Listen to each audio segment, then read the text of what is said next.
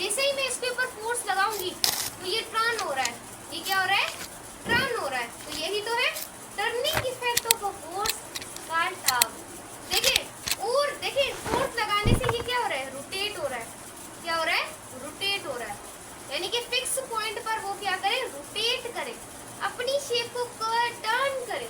तो इसको ही बच्चों आप क्या बोलते हैं, बेसिक डेफिनेशन। अस्सलामुअलैकुम डियर स्टूडेंट्स। तो आज का जो हमारा टॉपिक है वो है हमारा जो चैप्टर नंबर 4 है सर्कुलर मोशन, उसका लास्ट टॉपिक होने वाला है।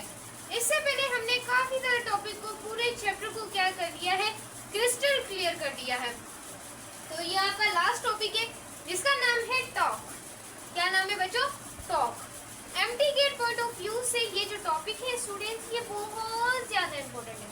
मैं लिखकर बोल सकती हूँ, इसमें से आप लोगों के 6 एमसीक्यूज आते रहते हैं। तो बच्चों ये कितना इंपॉर्टेंट होगा, क्योंकि फिजिक्स के एमसीक्यूज वैसे ही जो रिकॉर्ड है वो फिजिक्स की वजह से आप लोग को स्कोर बहुत ज्यादा नीचे चल जाता है। तो इसको अगर क्लियर कर लिया तो एमटी गेट आसान हो जाएगा। तो जो जो स्टूडेंट हमारे चैनल पे हैं, आप लोगों ने मेरे चैनल को सब्सक्राइब कर देना है, वीडियो को लाइक कर देना है, तो हमारे वीडियो को अपने फ्रेंड्स से भी शेयर कर देना है और नोटिफिकेशन के आइकन को अपने ऑल पे एनेबल करना है, क्योंकि जैसे ही मैं कोई वीडियो डालूं तो आपको पता चल सके कि मैम टीचर ने डाल दी है, हमने जाके चेक करनी है और देखनी है। तो बिना टाइम को वेस्ट किए पर स्टूडेंट लेट्स गेट स्टार्टेड। तो बच्चों टॉक को काफी ज्यादा नामों से जानते हैं। एक हम बोलते हैं मूवमेंट ऑफ फोर्स, उसे भी आप टॉक बोल देते हैं, कहीं ऐसे बोला जाता है एमटीक्यू में रोटेशनल फोर्स। बच्चे वहीं पे हो क्या हो गया रे, यहाँ पर भाई टॉक, अब मूवमेंट ऑफ फोर्स वो वही हो जाते हैं और ए बी में से किसी भी बी सी को लगाकर आ जाते हैं और एमसीक्यू गलत हो जाता है। तो नामों को याद रखें, एक चीज के बहुत सारे नाम एमटीक्यू में दे देते हैं, आपको टॉक ही थोड़ी देंगे। जैसे मूवमेंट ऑफ फोर्स और रोटेशन फोर्स भी कहा जाता है, सही। अब फोर्स के काफी ज्यादा इफेक्ट्स होते हैं, इतने ज्यादा इफेक्ट्स हो सकते हैं, फोर्स के बहुत ज्यादा इफेक्ट्स होते हैं, डिफरेंट बहुत तरह के इफेक्ट्स होते हैं। कैसे, अगर किसी बॉडी की स्टेट को चेंज करना होता है, स्टेट ऑफ रेस्ट में है तो उसे मोशन में लाना होता है, मोशन में है तो उसे रेस्ट में लाना होता है। ये सारा काम आपको कौन करके देता है, फोर्स करके देती है।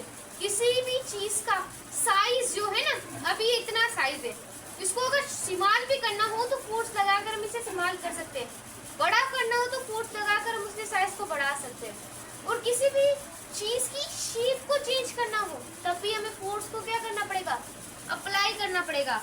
जैसे कि ये आप लोगों के पास यानी जो मतलब कि जो गर्ल्स होती हैं ये ऐसे करके वॉश करती हैं, अगर ये पहले क्या था, साफ था, हमने फोर्स लगाकर इसको क्या कर दिया, ऐसे कर दिया, तो फोर्स किसी भी चीज की शेप को भी देखिए चेंज कर सकती है। क्लियर है माय स्टूडेंट, क्लियर है। यहाँ पर माचिस पड़ी है, अब ये जो माचिस है, इस फोर्स लगाकर मैंने इसकी शेप को देखे क्या कर दिया, इस तरीके से करके क्या कर दिया, चेंज कर दिया। तो ये भी क्या है, फोर्स है। मेरे पास फोर्स थी, इस वजह से मैंने इसकी शेप को क्या कर दिया, चेंज कर दिया। हाँ, फोर्स के प्रोड्यूस होने से देखो बच्चों, एक्सेलरेशन भी प्रोड्यूस, कितने ज्यादा इफेक्ट्स है। एक और इफेक्ट सुन ले, मोमेंटम को चेंज करने से भी क्या होता है, फोर्स प्रोड्यूस होती है। क्लियर है। अब मेरी एक एग्जांपल आप सुनिएगा, एक बैटलर होता है, एक बॉलर होता है, सही है। अब बॉलर वहां से ऐसे बॉल फेंकता है, जैसे कि मैं बैटलर हूँ, मैं ऐसे छक्का मारूंगी, तो छक्का मारूंगी तो देखिए मूवमेंट, देखिए डायरेक्शन ऑफ द मोशन, जो डायरेक्शन ऑफ द मोशन है इसको भी कौन चेंज करती है, फोर्स चेंज करती है। तो फोर्स के जितने ज्यादा मैं इफेक्ट्स बताऊंगी इतनी हमारी वीडियो बड़ी हो जाएगी। तो आप सुनिएगा टैग क्या होता है। ये एक मार्कर है, आपको पता है। अब इस मार्कर को, ये वाला टैग के केस में ये जो मार्कर है, इसका जो हमारे पास है, ये लिख लें आप कहीं, मैंने बोला बोर्ड में जगह नहीं है इस वजह से मैंने लिखी नहीं। Turning effect of a tag, turning effect of the force, sorry, उसे आप क्या बोल देते हैं स्टूडेंट, टैग कह देते हैं। अब मैंने आप लोगों के लिए एक एग्जांपल लिखी है, जरा देखें।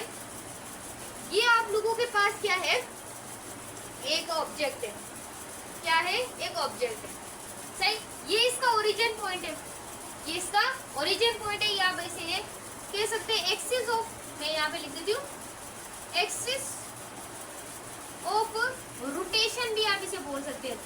और एक्सिस ऑफ रोटेशन क्या होता है बच्चों, नहीं पता। A point that is rotate, वो पॉइंट जहाँ पे आपकी बॉडी रोटेट करे उस पॉइंट को आप बोलते हैं स्टूडेंट एक्सिस ऑफ रोटेशन। तो ये इस पॉइंट का क्या है, एक्सिस ऑफ रोटेशन है। इसके गिर्द ही आपकी बॉडी ऐसे करे सर्कुलर पाथ में क्या करेगी, रोटेट करेगी। क्या करेगी, सर्कुलर पाथ में रोटेट करेगी। उसके बाद मैंने यहाँ पर एक कोऑर्डिनेटेड सिस्टम को ड्रॉ कर लिया, X axis Y axis, X axis Y axis, सही। उसके बाद स्टूडेंट किसी भी बॉडी की शेप को, साइज को, डायरेक्शन को, किसी भी चीज को चेंज करने के लिए मुझे फोर्स अप्लाई करनी पड़ेगी। तो मैंने यहाँ पे क्या अप्लाई की, फोर्स अप्लाई की। अब फोर्स के भी दो कंपोनेंट्स होते हैं, एक हमारे पास एक्स कंपोनेंट होता है, एक वाई कंपोनेंट होता है। अब जो वाई कंपोनेंट होगा वो हमारा एफ साइन थीटा होगा, एक्स कंपोनेंट हमारा एफ कोस थीटा होगा, सही है ना। फोर्स के भी दो कंपोनेंट है, जैसे वेक्टर्स के दो कंपोनेंट होते हैं, क्योंकि वेक्टर्स में ही आप लोगों की चीजें क्या करती लाई करती, पर यहाँ वेक्टर का जिक्र नहीं है, इस वजह से इसके भी क्या है, दो कंपोनेंट्स और इनके बीच में क्या बनेगा, एंगल बनेगा। तो बच्चों यही वो एग्जांपल थी जो मैंने आपको मार्कर में बताई कि फोर्स लगाएंगे और वो रोटेट हो, एक इफेक्ट फोर्स का जो होते हैं, तो बिल्कुल वही क्या थी, एग्जांपल थी। लेकिन आपका टास्क तीन चीजों पे डिपेंड करता है, तीन चीजों पे डिपेंड करता है। किस पे डिपेंड करता है, उसको बताने से पहले मैं आपको मोमेंट आर्म का थोड़ा सा कॉन्सेप्ट बता देती हूँ, क्योंकि ये बच्चों अगर आपने कॉपी कर ली हो तो कॉपी कर ले, वरना मैं इसे रिमूव करके एक और डेफिनेशन लिख देती हूँ, क्योंकि अगर वो आपने ना समझी तो आपको कॉन्सेप्ट समझ नहीं आएगा। अब मोमेंट आर्म बच्चों क्या होता है, एक्सिस ऑफ रोटेशन है, एक पॉइंट पर मार्कर फिक्स होना चाहिए, कोई भी ऑब्जेक्ट एक पॉइंट पे फिक्स होना चाहिए, तभी हम उसके ऊपर टाग अप्लाई कर सकेंगे। आइए फिर से मैं एक बार टेल कर देती हूँ कि टाग के लिए कोई भी ऑब्जेक्ट को अपने पॉइंट से ऐसे फिक्स होना पड़ेगा, फिक्स होना पड़ेगा। और axis of rotation, axis of, एक आपने याद रखना, axis of rotation and applied force distance, उसे आप क्या बोलते हैं, मोमेंट आर्म बोल देते हैं। क्या बोल देते हैं स्टूडेंट, मोमेंट आर्म। मार्कर गिर का ढक्कन गिर गया था, मोमेंट आर्म। यह देखें, ये हमारे पास क्या, axis of rotation, origin point, यहाँ से लेकर यहाँ तक का जो डिस्टेंस होगा जहाँ पर हमने फोर्स को अप्लाई किया था, इसको स्टूडेंट हम क्या बोलेंगे, मोमेंट आर्म।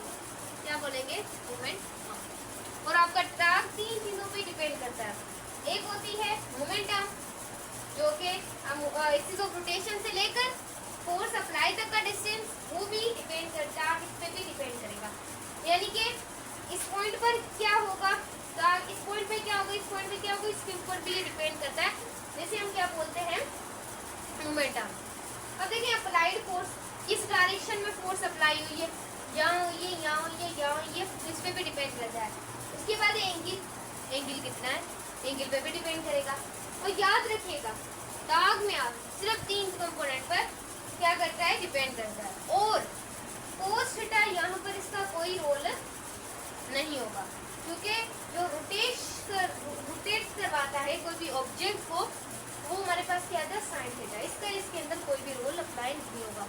चैप्टर नंबर 3 में था कोस पे, यानी कि फ्रैक्शन वाले सेक्शन में कोस को अहमियत दी जाती थी, यहाँ पर साइन को, क्योंकि यही ऑब्जेक्ट को रोटेट करवाएगा। जैसे कि ये टाग की एग्जाम्पल आप ऐसे भी रह सकते हैं, जैसे कि इलेक्ट्रॉन होता है और हमारे पास एक न्यूक्लियस होता है, न्यूक्लियस के कितने इलेक्ट्रॉन क्या करते हैं, रिवॉल्व होते हैं, ऐसे कि प्लेनेट।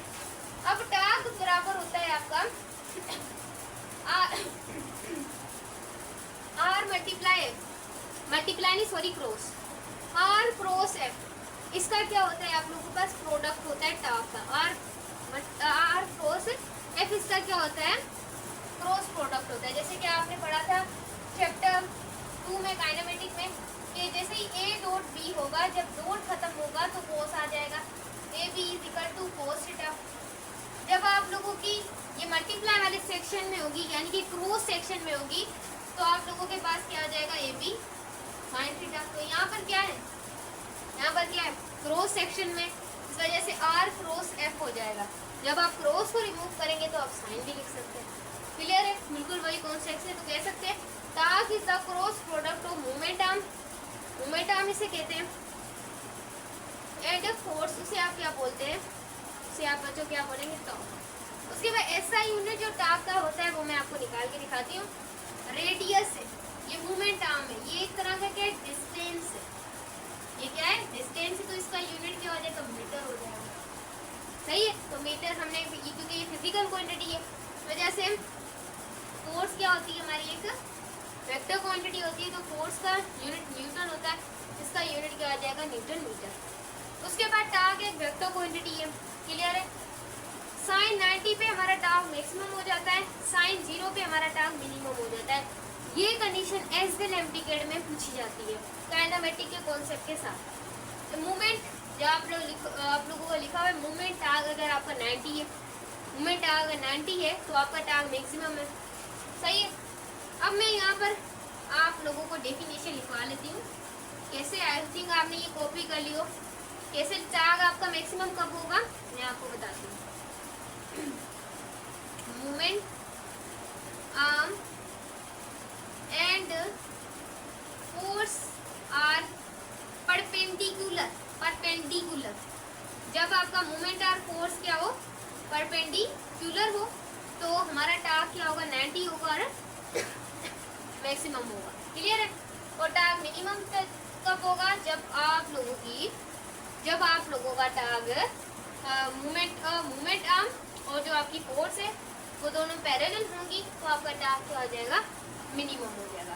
क्लियर है, क्लियर है, आई थिंक आपको क्लियर हो। Torque is always the axis. अब देखिए हमने जितनी भी स्टूडेंट क्वांटिटीज पढ़ी है, angular displacement, angular velocity, angular acceleration, उसके बाद orbital velocity, angular momentum and that's law conversation of angular momentum and curve. इसमें जो भी डायरेक्शन हम राइट हैंड रूल से ही फॉलो कर देते हैं, निकाल देते हैं, यानी कि उनके जो एक्सिस ऑफ रोटेशन से ही आप क्या मालूम करते हैं, डायरेक्शन। तो इसकी भी एक्सिस ऑफ रोटेशन से ही क्या मालूम करेंगे, डायरेक्शन मालूम करेंगे। एज विल अगर एंटी क्लॉकवाइज होगी, ये आपका जो थंब है ये क्वांटिटी की डायरेक्शन को शो करता है, और एंटी क्लॉकवाइज टार्क होगा तो पॉजिटिव, क्लॉकवाइज होगा तो नेगेटिव। सही। और एंटी क्लॉकवाइज आपका आउटवर्ड होता है और क्लॉकवाइज आपका इनवर्ड होता है। सही। टार्क ड्यू टू कपल, अब आपने कपल का नाम सुना होगा क्लास 9th में, मैट्रिक में भी सुना हो कि टार्क ड्यू टू कपल। देखिए कपल जोड़ा होता है, कपल जोड़ा भी होता है आम, अगर एग्जाम्पल की आप बात लें मेल एंड फीमेल का। सही। बायो में एग्जाम्पल है तो जाइगोट का ovum plus sperm, zygote and due to process का फर्टिलाइजेशन। हम बहुत आगे चले गए बट ये फिजिक्स है। टू पैरेलल फोर्सेस, दो पैरेलल फोर्सेस। पैरेलल क्या होती हैं, तो बिल्कुल स्ट्रेट हो। ऐसे टू पैरेलल फोर्सेस की क्या हो, अपोजिट। एक की अगर इधर है तो एक इधर हो, अपोजिट। टू पैरेलल फोर्सेस की अपोजिट डायरेक्शन हो। सही। जब डिफरेंट लाइन उसके ऊपर एक्ट करे तो आप उसे क्या बोल देते हैं, torque due to couple. Torque due to couple, torque due to couple में मैं इसे रिमूव करके आपको अच्छे तरीके से समझाऊंगी। मैं इसे मिटा रही हूँ, कैसे जरा देखो। यहाँ पर आप लोगों के पास एक ऑब्जेक्ट है, एक फोर्स अपवर्ड लग रही है जो F1, एक फोर्स डाउनवर्ड लग रही है जो कि क्या है F2। यानी कि दोनों फोर्सेस क्या हैं, पैरेलल, लेकिन इनकी डायरेक्शन क्या है, अपोजिट है। और एक ही, और ये डिफरेंट लाइन से, ये क्या है, डिफरेंट लाइन पर एक्ट करें तो इसे आप क्या बोल देते हैं, टार्क ड्यू टू कपल। अब देखें वैसे जो टार्क था वो पहले सिंगल था, अभी जो टार्क में दो फोर्सेस है, तो वहां पर जैसे कि हम बोल रहे थे मूवमेंट आर्म, यहाँ पर दो फोर्सेस है, तो हम कह सकते हैं कि यहाँ पर हम बोलेंगे फोर्स आर्म। क्या बोलेंगे, फोर्स आर्म। क्लियर है। और टार्क ड्यू टू जो हमारे पास कॉम्प्लेक्स है वो बराबर हो जाएगा, क्योंकि टार्क का फॉर्मूला क्या है, T is equal to R cross F. सही है, आर क्रॉस एफ। यहाँ पर भी टार्क ही आएगा, फोर्स की जगह फोर्स आर्म है, तो फोर्स आर्म भी हम इससे शो करते हैं, आर से ही। और फोर्स को भी हम फोर्स से शो करेंगे। फॉर्मूला सेम है, लेकिन कॉन्सेप्ट आपने सिर्फ डेफिनेशन पे गौर करना है। एमटीकेट में इनका डिफरेंशिएट भी पूछा जा सकता है, या डिफरेंशिएट ऐसे पूछा जा सकता है डेफिनेशन लिखकर। अगर आपको कपल वाली डेफिनेशन तो टार्क ड्यू टू कपल पे क्लिक करना है, अगर आपको सिंगल वाला दिया जाए तो आपको सिंगल। लास्ट में मैं आपको